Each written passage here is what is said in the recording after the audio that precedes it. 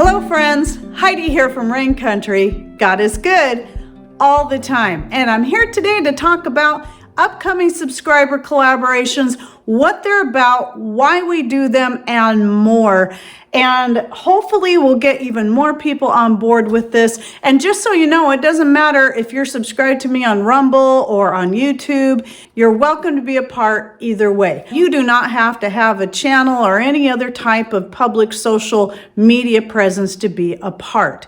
So let me start with the whole reason I did the very first one. It was actually just going to be the one, but it blossomed out from there. And that was because of the patchwork skirt series that I have out. So I started, my very first video was just a simple 3-tiered skirt. And then down the road, I started changing the way I laid it out. I added pockets, I did this, I did that, and gave a bunch of other suggestions through various videos, which I'll link to that full playlist down below if you're interested. So because of that, people started making their own skirts and then wanting to share the photos with me, and they're wanting to share them in comments on YouTube, which I think would be great. But at this time, YouTube, and I don't think Rumble does either, allows for photos in the comments section. So I thought, well, why don't I just do a collaboration? People can email me their photos of the skirts they've completed and whatever else they've made off my videos, and then we'll just compile them together in a slideshow, which was that very first one I did on, I think I called it the craft collaboration. Well, it was such a fun thing to do, and being able to give everybody a chance to display the things that they've made, that I decided to continue on. And from there on, I did several more collaborations through 2022 and also early this year. So by the way, if you're interested in seeing any of the collaborations we've done so far, I'll also put the link to that playlist in the description box down below. So you can just look through there and see, and then you can kind of get an idea how I lay them out and what they look like when they're all put together. And because of the interaction I got in the comment section under these videos, my reasons have sort of blossomed for keeping this going. Because just so you know right up front, these particular videos are the most time-consuming, intricate ones to put together. So for any of you who does any video editing at all, I know you would understand, but if you don't do any, and you see all the picture overlays like you'll see in all of my videos, I usually have some kind of picture overlay. Maybe you'll have a picture and a background and a text. That's 3 different layers. And then if it's going over the top of the video itself, that's 3 layers on top of the video that's already in place. And so there's just a lot involved. And then when most of the video is nothing but photos, and then adding the effects to each photo to bring out the best of the photo, as well as to just give some movement and more interest to the photo as well, that's another step. So these can take many hours just to put together an 8-minute video, because that's usually how long they end up being roughly. And that's only a part of it. Just going through the emails alone and collecting each of the photos and renaming them that's a long chore on its own. So the question is, well, why would I keep putting this kind of work upon myself? And that is because of the positive outreach I've seen happen and the encouragement it has been to many other people. So when people watch the homemade medicinal collaboration or the craft collaboration or the gardening collaboration or the fermenting collaboration, if they're not already doing those things and they see so many other people doing that, it encourages them to want to learn and do that for themselves, and it gets them excited about it. And for those people who are already doing that, it gives them this sense of community and encouragement to keep doing what they're doing, or to learn new ways of doing what they're doing, or just give them some fresh ideas. And then the other thing that really started to come together for me is that, especially for those people who don't maybe have a big presence on social media, but just want to feel a part of a bigger picture, that really pulls them into that. So it extends that sense of community to everyone. And especially when you're seeing the labors, like people like the dehydrating collaboration and the gardening collaboration and the things that we're all learning how to do and to take care of ourselves. And sometimes we can feel kind of alone in our journey.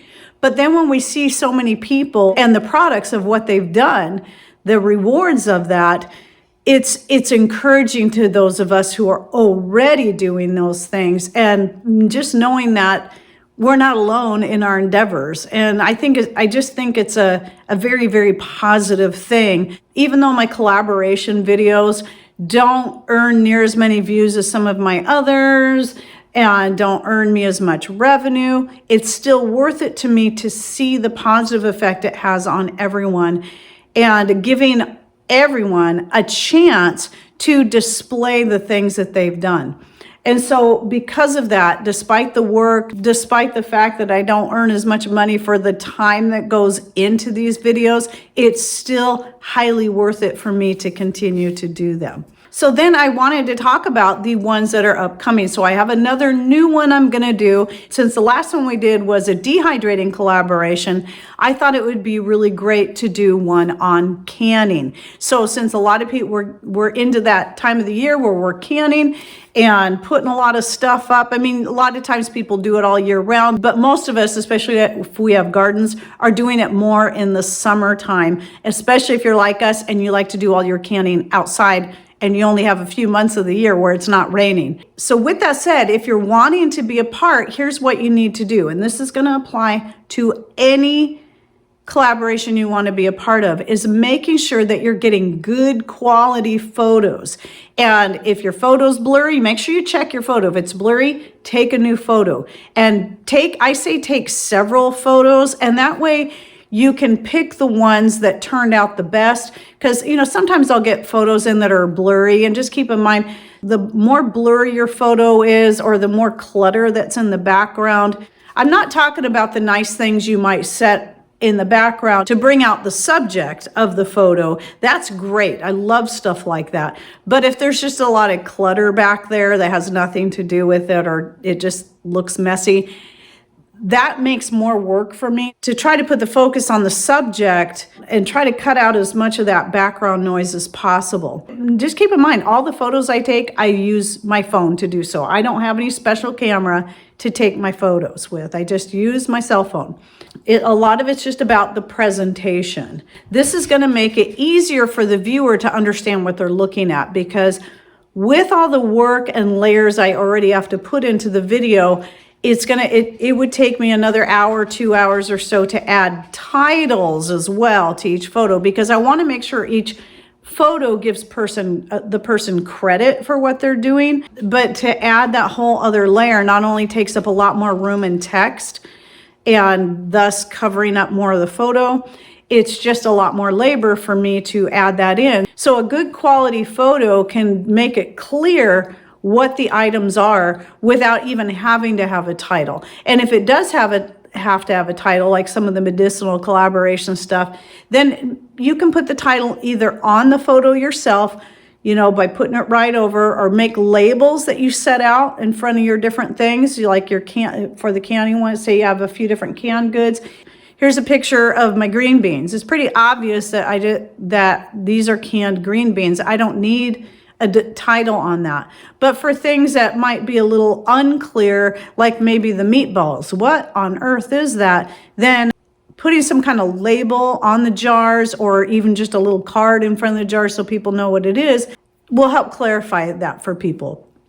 And just make sure it's legible, and not like my horrible handwriting. Make sure you take time to print it out nicely so people know what it says. Yes, the canning collaboration is going to be next. I don't have a date set for this yet. I just want to put that in your mind so you can start collecting some nice photos along the way. And how I do this is, as we get closer to the collaborations, I always put the announcements about what's coming and when I'm closing out the photos for that in my Monday this and that videos. And though every once in a while I'll say something at the beginning, I usually try to save those more towards the end of the video, just so you know where to find it.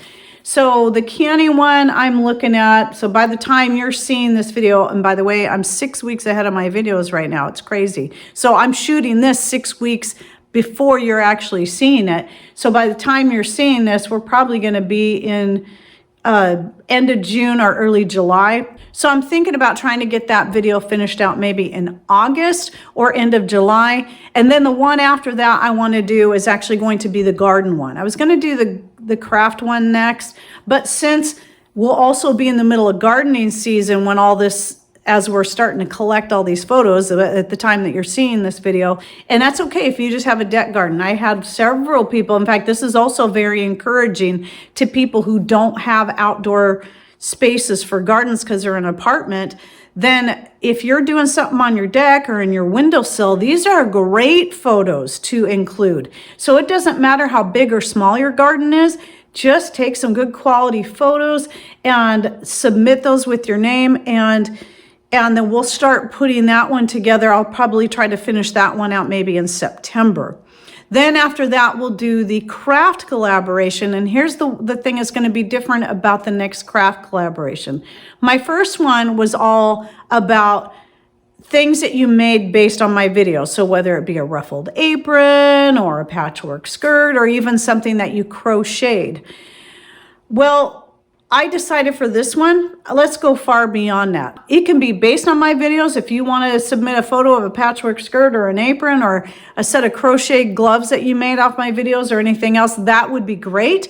But please feel free to also to submit photos of things that you've made on your own, either off your own patterns, somebody else's patterns, and it doesn't have to just be clothes.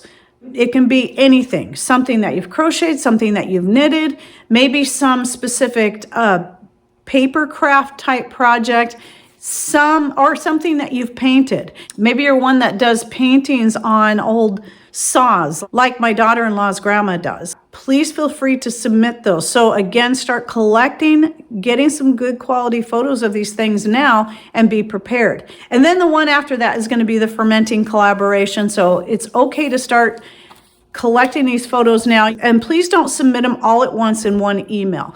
So here's how it's going to work is for each collaboration, all the photos you're going to have for that particular collaboration need to be in one email, not 5 different emails with one picture in each. That makes it much harder for me. So put them all in one email. So if you're sending me, typically I'm only going to select 3 photos from each person. It all depends on how many photos I have total, but feel free to send me up to 6. So then I can select from there, and maybe I will use more than 3, but put those all in one email. So since we've got lots of time from the time you're seeing this before even the canning collaboration, maybe collect some photos for a while first, then pick the top 3 to 6 photos for that particular collaboration. And then you're going to title the email Canning Collaboration, and only the Canning Collaboration photos will go in there. And then you'll send that to me at raincountryhomestead@gmail.com. And then what that does is I'll set up 4 different folders in my email, one for the canning collaboration, one for crafts, one for garden, one for fermenting. And then all I have to do is drop your email into the folders that they go in. So if you're going to do all 4 of these, then you're going to send all the photos for each one in 4 different emails, and you're going to title them the same. So craft collaboration, garden collaboration, fermenting collaboration, like that. And then the other thing is, make sure that you put in the body of your email what name you want associated with your photo. So it can be just your first name, it could be your initials, it could be your first name with your last initial, it can be your full name, it can be your channel or blog site name. And if you want to remain anonymous, let me know that too. I don't have to put a name on it if you don't want. If you're texting to email, because a lot of people do this, they'll send it to my email address, but they send it as a text. And unless they think to put it in the body, I won't have a name and I won't have an email address to respond back to ask for a name. So if that happens and I don't know who you are, the chances are likely, if I have a lot of photos already, your photo won't end up in the collaboration if I don't know who it is. That happened in a recent collaboration where somebody texted me a bunch of individual photos, but I had no idea who they were. And if I try to reply back, my emails don't go through, so they never get my reply because I'm trying to email to a phone. Not to an email address, but directly to a phone. And it won't work. It won't get through. And so I never did hear back from this person. So I had to put their photo, I went ahead and put their photos in because they were great photos, but I had to put them in as anonymous because I had no name to go by. Make sure if you're using your phone to email me, make sure that if you're texting it, put your email address and your name in the body of the text. It would really be preferable. It's so much easier on me, though, if you send it from an email address, which, yes, can be done from a phone. You just have to download the app for the email account that you use, be it Gmail, Yahoo, whatever other email account it is, and then use your phone to email. So if you don't have a computer, you can still use your phone, but that would make it so much easier on me if you did that. And then there's no concern about if I have a question and I need to contact you, I just reply. That's all I have to do, and it makes it a lot easier. So anyway, that's what's coming up. And remember, if you're wanting to be a part of any of these, to keep updated on how it's coming along, watch my Monday This and That videos. At least watch the last few minutes so you'll know what's coming up, and then when I'm done taking submissions. So if you already have all the photos, by the way, ready for your canning collaboration or any of the others that you know you want to send, go ahead and put those in a single email and title it correctly, because I'm going to go ahead and set these folders up right away, and I'll start putting them in there, even if it's months before we get to one of these. So anyway, that's how it works. That's why I started them, and that's why I continue doing them. So I hope to see more of you getting involved in at least one of these that are upcoming. And thanks for watching. Take care, and God bless.